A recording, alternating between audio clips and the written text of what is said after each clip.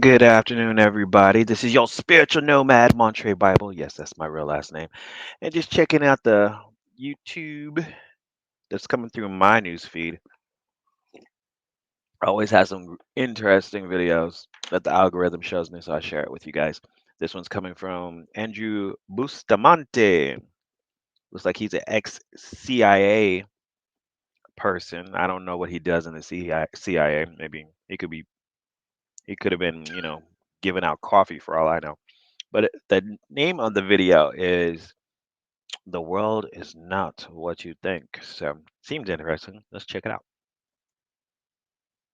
What I've discovered since getting out, since becoming more public with my own agency background, is that people really don't, I mean, especially American people, the average American out there doesn't realize how despicable the world outside of our borders really is. Mm-hmm. Right? Like cartels literally will torture you, right? Terrorist groups will torture you. Not because there's any strategic benefit from it, right? But just because they want to send a message. It's their version of psychological operations. It's I've heard about how they behead people, cut people's heads off. I mean, you think the Middle East is bad? Go further south.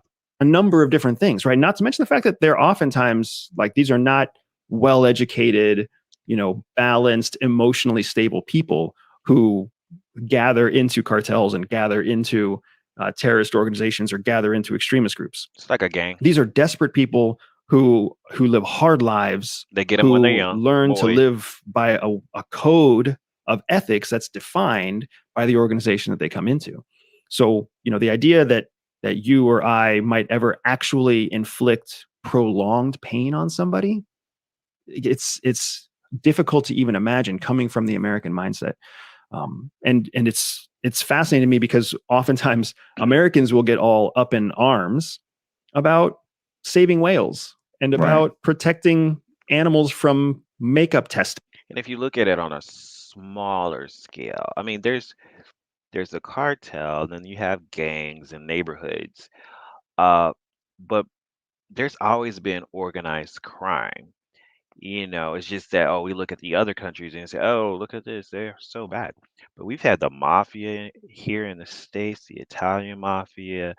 I think there's a Chinese one too. Remember that movie with Aaliyah in it?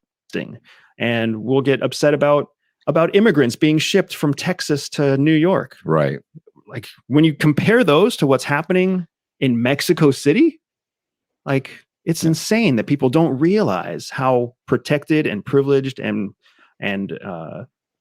humane we are, and that we're subdividing and limiting and arguing with each other over minuscule things, and we're calling it humane, and it's the definition of humane is so much wider than what we consider. Americans don't know what suffering is. Periodically I'll get somebody on that will be either an ATF agent or DEA agent or Raymond Hicks.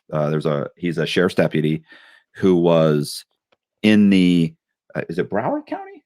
Broward County. He was in Broward County Sheriff's Deputy. They had taken him and they were using him to do controlled buys because he grew up in the streets, right? So it's hard for a normal cop to come off like a drug dealer. He's even if it's a black guy, right? Like if he's a black guy raised upper middle class, drug dealers they talk to you for 5 minutes, go absolutely not. Like you're trying to talk this, but I can feel it's not you. Yeah, I wouldn't be a good drug dealer. Intuition is insane, right? So Hicks goes out and he's one of these guys selling drugs and they're busting people, but the other deputies are stealing money. Mm-hmm. Like they're taking money from the drug dealers. So he starts to speak out about it, starts to complain about it, starts to make waves, and they go, "Oh no, you're a problem." They say, sidetrack. Have y'all seen that show Ozark? Watch it. It's on Netflix. Talks about that whole cartel drug thing and how normal people get stuck in it. And them to go back and work in the jail, which is where he'd come from. He said, I didn't care about that. But he had made statements where you guys should be in jail, not some of these drug dealers. Like you guys are just as bad as them. You're stealing from them. You're beating them up. You're what ends up happening is they end up basically including him on a case. It's like 700 kilos of cocaine or something. It's ridiculous. And he ends up going to trial and wins. They then arrest him again and indict him for something else. This time that he goes to trial again and wins. He lost everything. Like he lost, his savings, his house, everything through this process. He was actually arrested again. And keep in mind, every time they raided his house. So, and in the comment section, guys are saying, we're the most corrupt country. We're the most, and they keep it. And I'm always in there going, okay, look, there's some corruption. There's corruption. Any system, you could design the perfect system, but the moment you put humans in charge of it, there is going to be issues. There's going to be corruption. People are going to take advantage of it. Are you trying to validate AI running society? So, and they're, our justice system is the most corrupt. Stop. It's not the most corrupt. Okay. Is there corruption? Yes. Yeah. Is there an old boys network in some situations? Absolutely. But there's just, it's certainly not the most, it's actually. And let's just talk about that for a second. Anytime you put a certain group of people in power, those people want to stay in power. They're not going to be like, well, it's election time. I guess I'll just give up my power. No, they're not. And this is why we have so many older people still in government, because they don't want to give up that power, because with power comes money, and with money comes more power. So it's just something that people hold on to, and they don't really think about the people and what's good for the people, but usually how do they keep that power over the people? What do they need to do to keep that? It doesn't mean fear. Do we need to make the people scared to trust us? All systems use that, whether it's a cartel or it's the U.S. government. Look, I just didn't. I honestly think maybe I met one or two people that it was questionable that maybe they were innocent. And I know one guy that he's innocent. He should have got some time for stupidity. Just for putting yourself in this situation and being stupid, you should have known better. I don't think he was technically, what he did was illegal, but you're an idiot. You should have done 2 years just for being stupid. So, but still innocent. Honestly, other than that, the only real disparities I've seen is in sentencing. You're not innocent. You didn't deserve 15 years. I read your whole case. I read the transcript. You shouldn't have gotten 15 years. You probably should have got a year or two. But is that corruption? Like, no, maybe it's slightly unfair and it's not, but in comparison to other countries, bro, come on. Yeah. They'll throw you under the jail. People in America, there's no idea how brutal it is out there. It is. It's wild. It's wild that in countries like Thailand, in countries like UAE, in countries like Saudi Arabia, you can't speak out and say a negative comment. Even privately, it's legally culpable to say a negative comment about a royal family, right? The royal family of Thailand, the Saudi royals, or one of the 7 royal families that are inside UAE. To even say something negative about them makes you legally culpable. And the prisons, jack you up. You can imagine what a prison looks like in UAE. It's not like the prisons here in the United States where people are given, a closed space where the barred windows are still windows. Yeah. You know what I mean? Have you seen some of the videos? You can actually go on YouTube and find like videos of the prisons, and they're like apartments now. I mean, people have phones in prison now, and they make TikToks and podcasts from prison, and they're making money. It's ridiculous how, compared to other prisons in other countries, even Americans in prison have it better. It's pretty wild. And it's also interesting because you were just talking about the sentencing being the area of discrepancy, right? I don't think people understand how our justice system works. It is a system that pushes all authority to the judges, right? Judges have independent authority over their court, and judges can't even agree with other judges. It is the exact opposite of objective. It is a subjective world. They get to interpret the law. They get to apply the law. They get to do it in their district, their municipality. If they're a Supreme Court judge, they do it federally. Hands. And I didn't realize this until recently either. Judges are oftentimes given lifetime judgeship. Yeah. Lifetime. Yeah. Like, so if you get accepted to be a judge at whatever age, 35, 45, 55, whatever it might be, you never have to leave. It's not publicly elected. Yeah. After that, like you're a judge forever. So if you're not really concerned about public opinion because it's almost impossible to get rid of me. Exactly. It's insane, man. And that's the justice system, which is one of the three legs that our entire American system is built on, right? The judicial branch.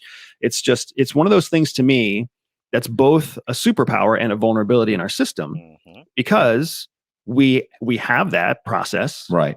Where you do have to earn the right to be a judge. You do have to be publicly elected. And it's reviewed. There's a review process and a review process and a review process up to the Supreme Court if they want to hear it, because they don't always have people like, oh, go to the Supreme Court. They don't have to hear it. Yeah. But yeah, there's a review process all the way up through the whole thing. The only problem is it does take a long time. It is cumbersome, and you may have to sit in jail for 5 years until your situation. And I kind of sense like, because it's a lifetime. This is just me with the Supreme Court thing. I think it's backwards because Congress should not be a bunch of old people. Make the Supreme Court older people who have served time in government, in being a judge, whatever. People who have done it for years and assign them to the Supreme Court because it's a lifetime thing. We are putting, people who are in their 40s into the Supreme Court when we need to be putting people in their 40s into Congress as, senators and stuff like that. I mean, we do have a few, but I'm thinking like the I can't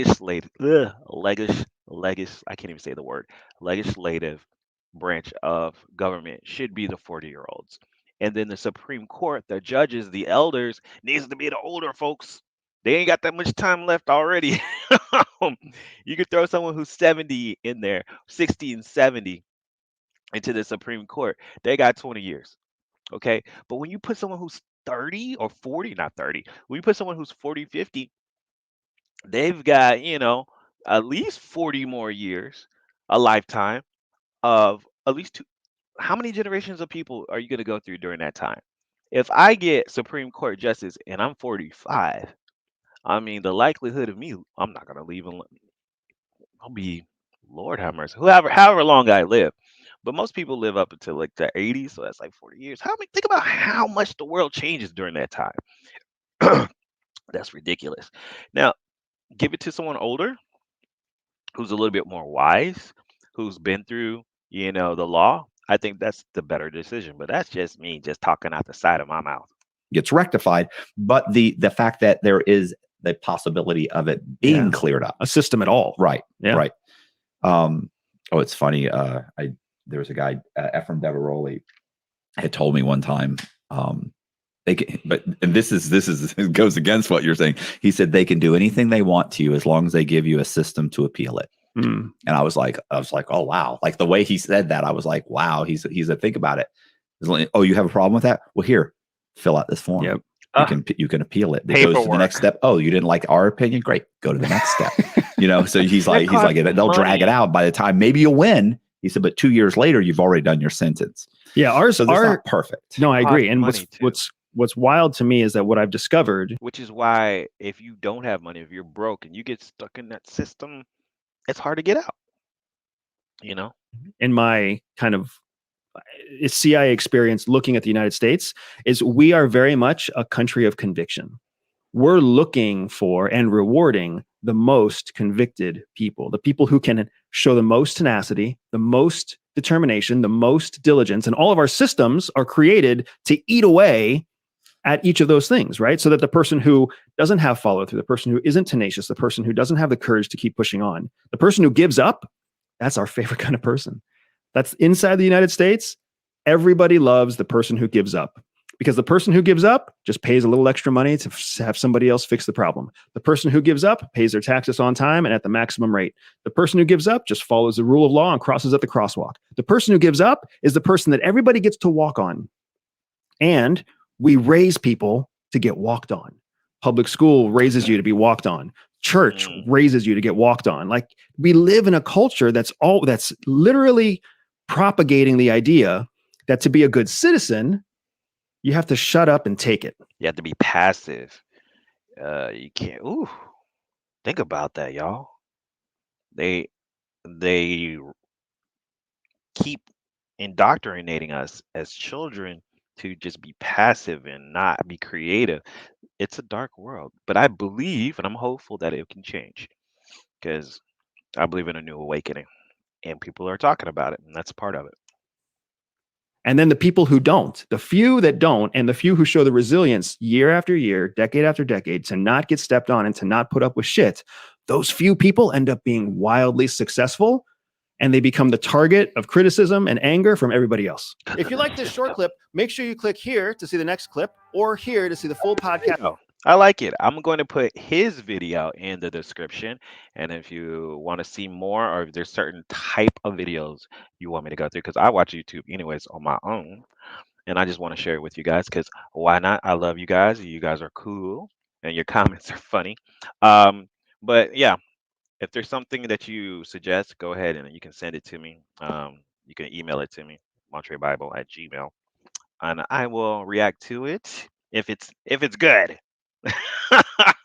Don't let it be something weird. I like creepy videos, spiritual videos, and anything kind of government related as long as I don't get shadow banned.